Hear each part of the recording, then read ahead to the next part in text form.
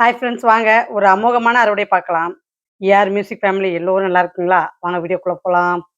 முதல்ல பார்த்தீங்கன்னா, வெண்டைக்காய் செடிங்கலாம் பார்த்தீங்கன்னா, இப்ப நல்லா வெண்டைக்காய்க்கு குடுக்க ரெடி ஆயிடுச்சுங்க. பூ பாருங்க எவ்வளோ சூப்பரா வச்சிருக்குது பாருங்க. செடிங்கலாம் நல்லா சூப்பரா வளர்ந்துருக்குதுங்க.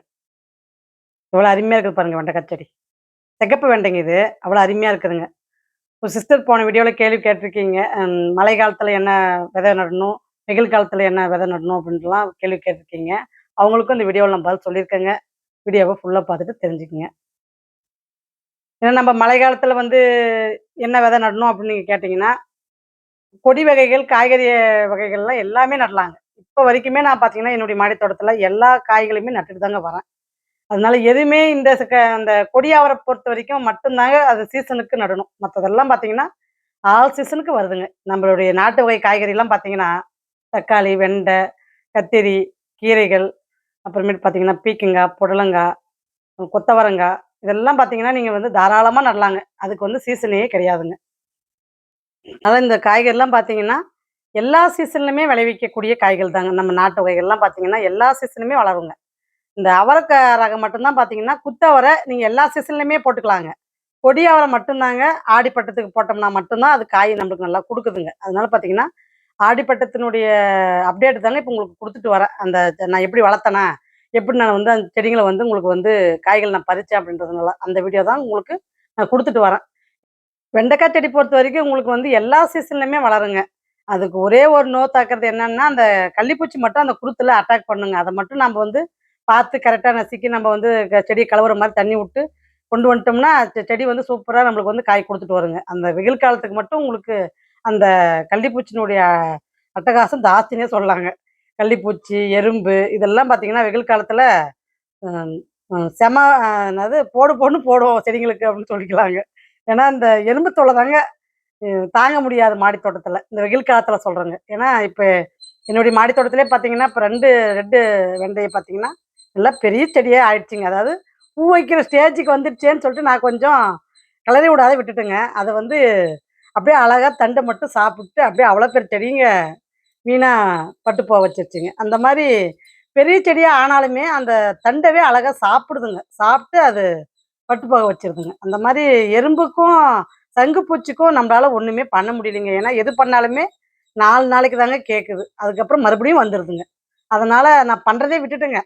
வர்றது வரட்டும்னு சொல்லிட்டு விட்டுட்டேங்க. ஏன்னா, இப்ப 3 செடி எனது இப்ப மாடி தோட்டத்துல பார்த்தீங்கன்னா, ரெட் வெண்ட சங்கு பூச்சி கடிச்சே முடிச்சு விட்டுருச்சுங்க.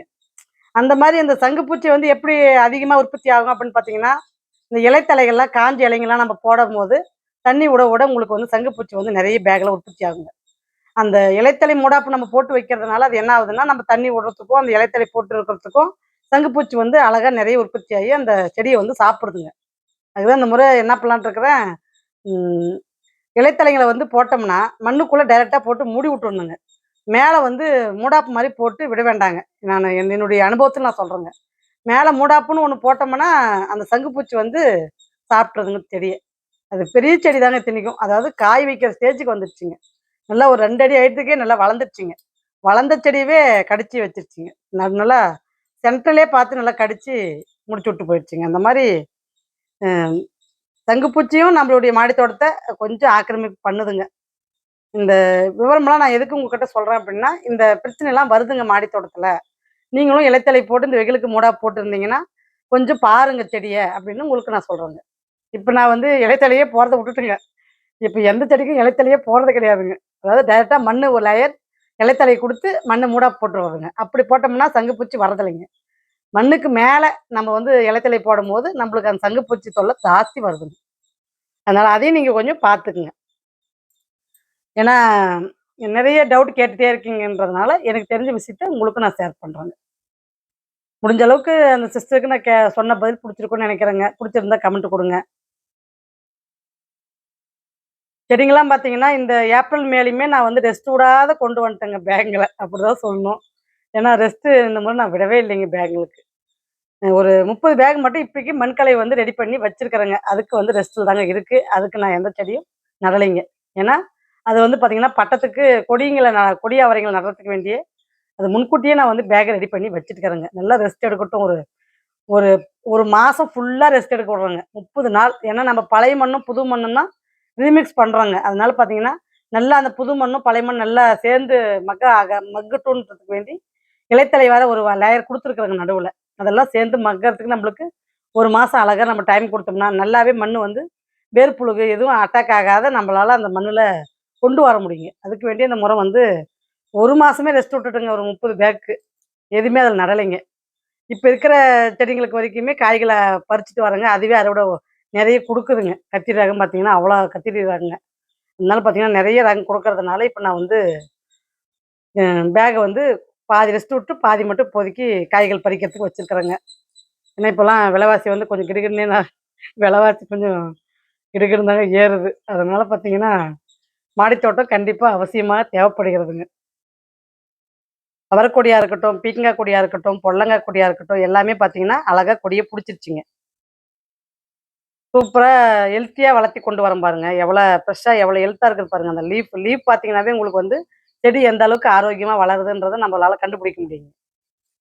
காய்கள் செடிங்களுக்கு, பழங்கள் செடிங்களுக்கெல்லாம் பார்த்தீங்கன்னா, கொஞ்சம் ஹேண்ட் பாலினேஷன் பண்றது கொஞ்சம் இப்ப மாடி தோட்டத்தில கொஞ்சம் அதாவது அவசியமா கண்டிப்பா இருக்குதுங்க. ஏன்னா, பீர்க்கங்காயெல்லாம் பார்த்தீங்கன்னா, ஹேண்ட் பாலினேஷன் பண்ணா மட்டும் தான் நம்மளுக்கு கொஞ்சம் காயா மாறுதுங்க. இல்லைன்னா கொஞ்சம் காய் ஆவறதில்லைங்க. நெறைய பிஞ்சு பூரா பார்த்தீங்கன்னா, அப்படியே கருகுன மாரி வந்துருதுங்க. அதனால பார்த்தீங்கன்னா, பூ வரம்போதே நம்ம வந்து பார்த்து ஹேண்ட் பாலினேஷன் பண்ணிட்டோம்னா, அது அழகா காயா மாறிடுதுங்க. மாடி தோட்டத்தில இது ஒண்ணு தாங்க கவனிக்க வேண்டியது.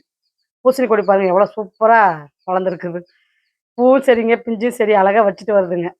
நம்ம வந்து ஹேண்ட் பாலினேஷன் தாங்க பூசணிக்காய்க்குமே நான் வந்து பண்ணி விடுறோம். அந்த அளவுக்கு தான் மாடி தோட்டம் கொண்டு வருதுங்க. இப்ப என்னதான் நம்ம பூச்சி, வண்டு இதெல்லாம் இருந்தாலுமே, ஒரு சில கொடிங்க, ஒரு சில காய்ங்க வந்து காயா மாற மாட்டேங்குது. தன்னால மாற மாட்டேங்குதுங்க. அது கொஞ்சம் நம்ப பார்க்கணுங்க. பார்த்தா மட்டும் தான் காயா மாறுது. இல்லைன்னா கொஞ்சம் நம்ம வளர்த்துறதே வேஸ்ட்டா போயிடுதுங்க. மாடி தோட்டத்த பொறுத்தவரைக்கும் நீங்க இதையும் கவனிக்க வேண்டிய விஷயங்க. பாருங்க அழகா வந்து வெள்ளரி பழம் சூப்பரா ரெடி ஆகுது பாருங்க. இது ஒரு டிஃபரண்டான வெரைட்டிங்க இந்த வெள்ளரி பழம். அதாவது கோடு கோடா வருங்க. பாருங்க இந்த மாரி கோடு கோடா வருங்க. அந்த டிசைன் பார்த்தீங்கன்னா, கோடு கோடா இருக்குங்க. இது வந்து இந்த விதை பார்த்தீங்கன்னா, நான் டிபார்ட்மெண்ட் ஸ்டோர்லேருந்து பழம் வாங்கிட்டு வந்தேங்க. அந்த பழத்துல இருந்த விதை தான் இதுக்கு நான் போட்டு வளர்த்துருந்தேங்க. ஏன்னா, காய் வந்து பார்த்தீங்கன்னா டிஃப்ரெண்ட்டா இருக்கே! பழம் டேஸ்ட் ஆனா நல்லா இருந்ததுங்க. அதுக்கு வேண்டி தான் சரி அந்த விதைய போட்டு நாம்ப வளர்த்தலான்னு சொல்லி வளர்த்துனதுங்க இது. ஆனா சூப்பரா பாருங்க எப்படி கொடி பாருங்க எவ்வளோ சூப்பரா நெறைய பிஞ்சு போட்டுருக்குதுங்க. அதாவது நம்பளுடைய மாடி தோட்டத்தில பார்த்தீங்கன்னா, காய்கள் பறிக்கிறத விட நம்ப வந்து அத என்ஜாய் பண்றது தாங்க ஜாஸ்தி. அதாவது எனக்கு அந்த பசுமைய பார்க்கணும். அதுக்கு வேண்டிய முக்காவாசி செடிங்கள அழகா வளர்த்தி கொண்டு வரேங்க. பாருங்க வெள்ளப்பாகல்லாம் பாருங்க இன்னும் அறுவடைக்கு எவ்வளோ சூப்பரா ரெடியா இருக்குது பாருங்க. காய்கள உங்களுக்கு வந்து ஃபர்ஸ்ட்டு காட்டுறேங்க நான். இவ்வளோ காய் வந்து விடுது. வெள்ளப்பாகுக்கெல்லாம் பஞ்சமே இல்லைங்க. என்னுடைய மாடி தோட்டத்திலயா இருக்கட்டும், தரை தோட்டத்திலயா இருக்கட்டும், எங்க பார்த்தாலும் வெள்ளப்பாகலுக்கு பஞ்சமில்லாத காய் வைக்குங்க அது. கொடி அவரை பாருங்க சூப்பரா வளர்ந்து வருது பாருங்க. இதில கொடி அவரைல பார்த்தீங்கன்னா, ஒரு 6 வகையான கொடி அவரைங்க இதெல்லாம். டபுள் கலர் அவரை, பச்சை அவரை, டபுள் கலர் பச்சை கொடி அவரை, அதாவது பர்பிள் பார்டர் மாரி வருங்க. அப்புறம் பிங்க் அவரை, இந்த மாரி ஒரு 6 வகை இருக்குதுங்க. அவரையிலே, கொடி அவரையிலே. இது வந்து பார்த்தீங்கன்னா, வெள்ளை லாங் பென்ஸுங்க. சூப்பரான கொடிங்க இது. நெறைய காய் வைக்குதுங்க இந்த ரகம். பச்சை லாங் பென்ஸோட வெள்ளை லாங் பென்ஸ் பார்த்தீங்கன்னா, நெறைய காய் வைக்குதுங்க. நல்லா லென்த்தாவும் கிடைக்குதுங்க. காயும் நெறைய குடுக்குதுங்க.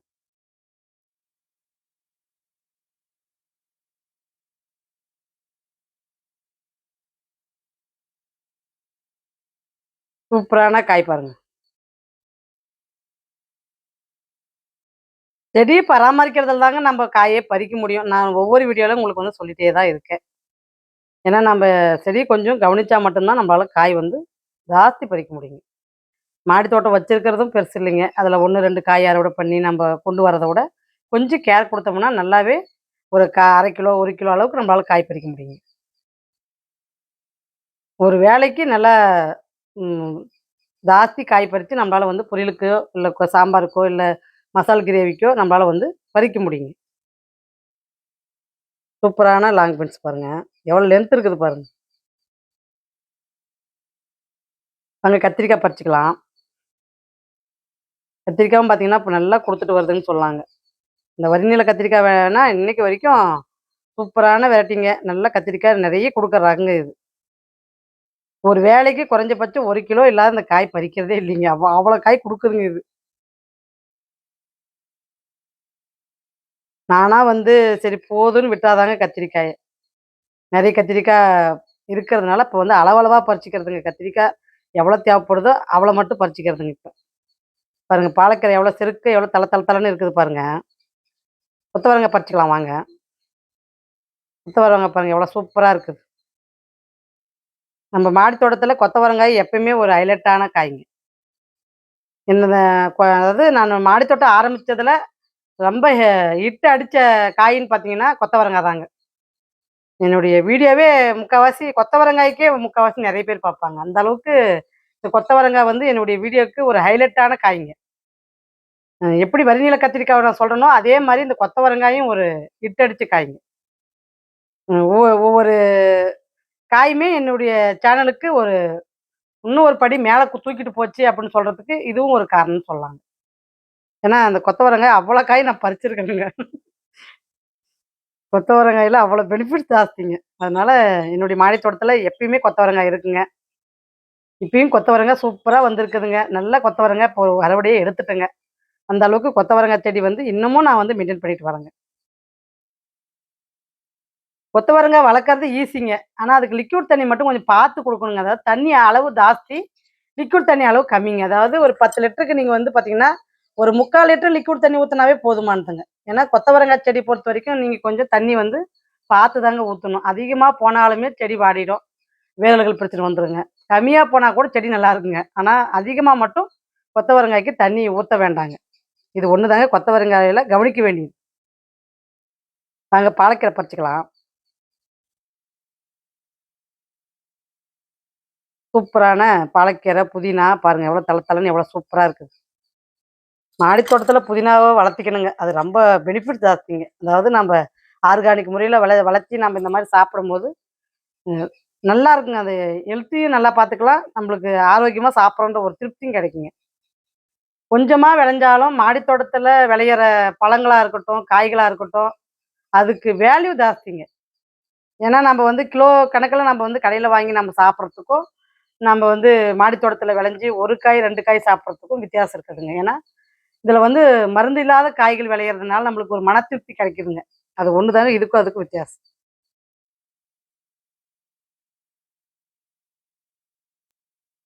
பயமில்லாத சாப்பிடலாம். எந்த ஒரு கெமிக்கலும் இல்ல அப்படின்னு சொல்லிட்டு பயமில்லாத ஒரு மன சந்தோஷத்தோட சாப்பிடலாம். பழங்கள்லாம் பார்த்தீங்கன்னா, என்னுடைய மாடி தோட்டத்தில நான் பறிச்சு சாப்பிடும் பொழுதெல்லாம் எனக்கு என்ன தோணும்னா, பரவால்ல நம்மளுக்கு வந்து பழம் வந்து இந்த அளவுக்கு ஆர்கானிக் முறையில நம்ம சாப்பிடும்போது, அதனுடைய டேஸ்ட்டும் சரிங்க, அதனுடைய ருசியும் சரி வேற லெவல்ல இருக்குதுங்க. முள்ளங்கி பாருங்க பறிச்சுக்கலாங்க. அது ஒண்ணே ஒண்ணு கொஞ்சம் ரொம்ப கஷ்டப்பட்டு வளருதுன்னு சொல்லலாங்க என்னுடைய மாடி தோட்டத்தில. அதாவது இந்த மாரி என்னுடைய மாடி தோட்டத்தில விளையிறத நான் பார்க்கும்போது, நான் என்ன நினைப்பேன்னா, "நீ ரொம்ப கஷ்டப்பட்டு வளர வேண்டாம். உன்ன பறிச்சிடுறேன் வா" அப்படின்னு சொல்லிட்டு நான் பறிச்சுருவேங்க. நல்லா கலகலன்னு நல்லா ஹெல்த்தா நல்லா செடிங்க வந்து ஆரோக்கியமா இருந்தாலுமே, காய் வந்து பாருங்க, கம்மியா இருக்குது பாருங்க. அந்த மாரி இருக்கக்கூடாதுங்க. முள்ளங்கி பொறுத்தவரைக்கும் இலை வந்து கம்மியா இருக்கணுங்க. அப்பதான் காய் அதிகமா குடுக்குங்க. இலை நல்லா புஷ்டியா இருக்குது அப்டின்னீங்கன்னா, காய் கம்மியா தாங்க வரும். முள்ளங்கி பொறுத்தவரைக்கும் இது கொஞ்சம் இந்த இதுதாங்க அதில இருக்கிறதே. இலைய நம்ம அப்பப்ப கட் பண்ணி சமையலுக்கு யூஸ் பண்ணிக்கணுங்க. வாங்க வெள்ளப்பாகல் பாருங்க எவ்வளோ சூப்பரா இருக்குது பாருங்க. எனக்கு என்னுடைய காய பறிக்கும்போது அப்படியே கடிச்சு சாப்பிடலாம் போல அந்த வெறியே வர மாரி இருக்குங்க. ஏன்னா, அந்த கலரும் அந்த ஒயிட்டா அப்படியே இருக்கிறதுக்கும் அவ்வளோ சூப்பரா இருக்குங்க பார்க்கறதுக்கு. இது மட்டும் கொஞ்சம் இனிப்பா இருந்திருந்தா சூப்பரா இருக்கும். சூப்பரா இருக்குங்க. இது கொஞ்சம் கசப்பா போயிடுச்சுங்க. அதான் பிரச்சனை. எனக்கு இது இப்போ காய் பறிக்கும்போதெல்லாம் எனக்கு அப்படிதாங்க தோணும். இது மட்டும் இனிப்பா இருந்தா எப்படி இருக்கும்? அப்படின்னு நினைப்பேங்க நானு. அவ்வளோ ஒரு இந்த வெள்ளப்பாகல் பறிக்கும்போதெல்லாம் எனக்கு அவ்வளோ ஒரு ஆசைங்க ஜாஸ்தி.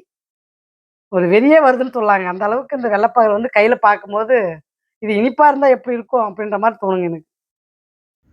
சூப்பரான வெள்ளப்பாகல்ங்க. நல்லா குடுத்துட்டு வருதுங்க. வாங்க செரிப்பழம் பறிச்சுக்கலாம். செரிப்பழம் பார்த்தீங்கன்னா, சூப்பரா குடுத்துட்டு வருதுங்க. கவர் பார்த்தீங்கன்னா, மரத்துக்கு கொஞ்சம் கட்டி விட்டுருக்குறேங்க. அந்த சத்தம் காத்துக்கு ஆடுச்சுன்னா, குருவி வந்து சேதாரப்படுத்தாது காய அப்படின்னிட்டு, செரிப்பழம் வந்து நெறைய கொத்தி கொத்தி வச்சுட்டு போயிடுதுங்க. அதுக்கு வேண்டி காய்க்கு கவர் போடாத மரத்துக்கு கட்டி விட்டுருக்குறேங்க. ஏன்னா செரிப்பழம் வந்து நெறைய குருவி கொத்தி கொத்தி வச்சுட்டு போயிடுதுங்க. அது சாப்பிட்டாலும் பரவாயில்லைங்க. ஆனா சாப்பிட்றது இல்லைங்க. எந்த பழம் டேஸ்ட்டா இருக்கோன்னு சொல்லிட்டு, ஒவ்வொரு பழமா செக் பண்ணி பார்க்குதுங்க. அதுக்கு வேண்டி மரத்தில கவர் கட்டி விட்டுருக்குறேங்க. அந்த காத்துல ஆடும்போது, அந்த சத்தத்துக்கு அந்த குருவி வந்து பறந்து போயிடுதுங்க. அதுக்கு வேண்டி அந்த கவர் கட்டி விட்டுருக்குறேங்க. இந்த ஐடியாவ கூட நீங்க வந்து ஃபாலோ பண்ணலாங்க. ஏன்னா நெறைய வந்து பார்த்தீங்கன்னா, அணில் கடிக்குது, எலி கடிக்குது அப்படின்ற மாரி கமெண்ட்ஸ் வருதுங்க. அது மாரி நீங்களுமே குருவிங்க உங்க மாடியில வந்து ரொம்ப அட்டகாசம் பண்ணுது அப்படின்னா, இந்த மாரி கூட நீங்க ட்ரை பண்ணலாங்க. பாருங்க செரிப்பழம் எவ்வளோ சூப்பரா இருக்குது பாருங்க. அதாவது குருவி குருவி சாப்பிட்டது போக மீதி பழங்க இது. வாங்க அறுவடை பார்க்கலாம். சூப்பரான வரிக்கு நீள கத்திரிக்காங்க. அது தேவையான அளவுக்கு மட்டும் பறிச்சுக்கணுங்க. மீதி செடியில இருக்குதுங்க. பொன்னாங்கண்ணி கீரை, பருப்பு கீரை, புதினா எல்லாமே வந்து பாலக்கீரை எல்லாமே பறித்து கொஞ்சம் வச்சுருக்கிறேங்க. தேவைக்கிற அளவுக்கு இன்றைக்கி வந்து அறுவடை பண்ணியிருக்கிறேங்க. சமையலுக்கு எவ்வளோ தேவைப்படுதோ அந்த அளவுக்கு மட்டும் இன்றைக்கி அறுவடை பண்ணியிருக்கேங்க. வெள்ளை முள்ளங்கி, ரெட் முள்ளங்கி 2மே இருக்குதுங்க. லாங் பீன்ஸு, வெள்ளைப்பாகல் இருக்குதுங்க. வெள்ளைப்பாகல் வந்து இந்த வெயிலுக்கு பார்த்திங்கன்னா ஜூஸாக போட்டு குடிக்கும்போது உங்களுக்கு வந்து நீர்ச்சத்து நல்லாவே உடம்புல கிடைக்குங்க. அதாவது நிறைய தண்ணி இழுக்காதுங்க உடம்பு. அதுக்கு வேண்டி ஒரு வெள்ளைப்பாகல் ஜூஸ் வந்து வெறும் வயித்துல வந்து நம்ம குடிக்கும்போது உண்மையிலேயே நல்லா எனர்ஜெட்டிக்காக இருக்குங்க உடம்பு. அடுத்த வீடியோ உங்களுக்கு திங்கட்கிழமை வருங்க. பாருங்கள். பாய்.